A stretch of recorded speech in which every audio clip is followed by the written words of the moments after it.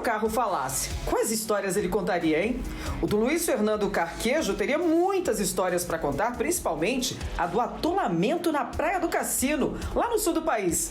Mais de 12 horas, no meio do nada. Olha isso.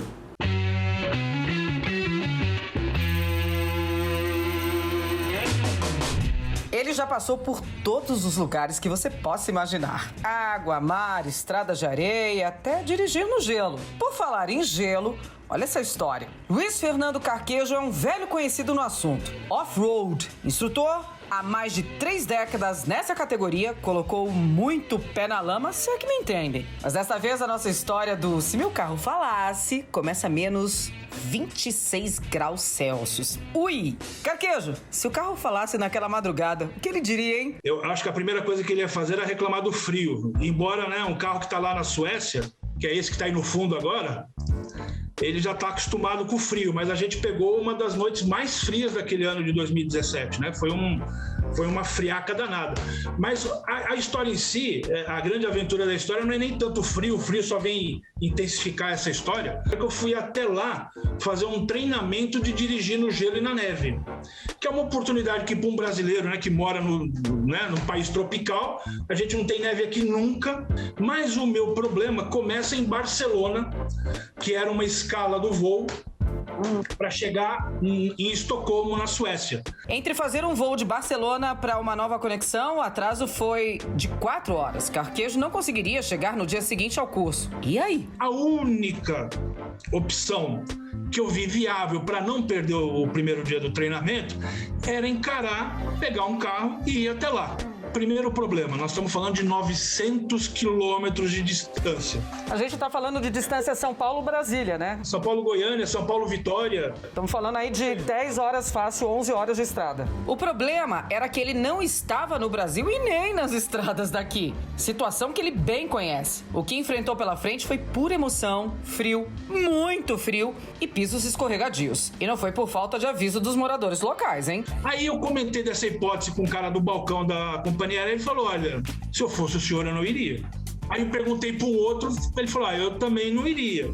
Tinha um cara lá no balcão também tentando resolver um outro problema, um passageiro também tentando resolver um outro problema. Ele falou, olha, eu conheço aquela região, eu não iria. Eu falei, gente, mas aí eu vou perder o treinamento. Eu falei, meu Deus do céu. Nem precisa dizer que ele não ouviu ninguém, e foi assim mesmo. E o frio só aumentava. Conforme as horas foram passando, eu saí de Estocolmo com mais ou menos ali 7 graus negativos, 7, 8 graus negativos, e foi piorando, 11, 12, 15. Quando foi dando o final da noite e o início da manhã, porque é bom lembrar que lá no inverno o sol vai se levantar por volta das 9h30, 10 horas da manhã. Então, 8 horas da manhã lá é como se fosse uma noite de inverno nossa aqui, 5 horas da manhã, que é aquele horário que o frio tá o pior, né? E aí foi o momento que eu enfrentei o maior frio, que foi menos 26 graus. Depois de 12 horas de estrada de gelo e sozinho, o dia amanheceu. E Carquejo conseguiu cumprir seu objetivo, chegar no curso. Quando contou a história... O pessoal lá do treinamento, né, já estava sabendo que eu tinha perdido o voo, e eu avisei que talvez fosse fazer isso e tal. Aí eu comecei a ser chamado lá do brasileiro maluco, né? Que atravessou os 900 quilômetros. Teve gente lá no treinamento que falou pra mim, eu não atravessaria isso nem de dia. Essa aventura terminou em final feliz, mas em 2007, Carquejo passou por poucas e boas numa praia no Rio Grande do Sul. Tava vindo embora pra São Paulo, quando resolveu passar por uma praia e chegar até uma duna. Pra pouco mais de 10 da manhã, e a cidade mais próxima dali estava a 16 horas a pé. Essa história começa lá na Praia do Cassino. Pra quem nunca ouviu falar, é só a maior praia do mundo, que fica aqui no Brasil. São 220 quilômetros de extensão. E aí fui eu atrás de duna e tal, subi uma, não gostei, comecei a subir outras e tal, até que numa das dunas que eu tava tentando subir, eu me deparei com o que a gente chama de areia movediça. Não é aquela que a gente tá acostumado a ver em filme, que engole gente e tal. Era até uma areia movediça seca, de vez em quando ela pode ser molhada, aquela tava seca, mas é uma areia muito fofa, mas muito fofa. E aí o carro foi e ficou desse jeito que vocês estão vendo aí na foto. Eu fiquei até umas 4h30, 5 horas tentando tudo que era possível e que eu sabia para tentar tirar o carro aí dessa situação. Então cavei, coloquei tapete de borracha embaixo, coloquei o step como âncora para tentar com o guincho tirar o carro. Nada deu certo. Quando percebeu um pontinho de sinal no celular, ligou para sua equipe em São Paulo, que acionou o corpo de bombeiros de uma cidade mais próxima a ele, só que... Ele me ligou, eu consegui atender e tal. Aí o capitão que me ligou falou, olha, a gente não consegue te buscar hoje por 2 problemas. O horário, ou seja, eu não consigo deslocar a equipe aí durante a noite. E tem um outro problema mais agravante, que a gente tem alerta de tempestade aí na praia para essa noite. Então também não dá para mandar a equipe. Como os bombeiros acionaram o Carquejo por rádio amador, uma rádio local ouviu.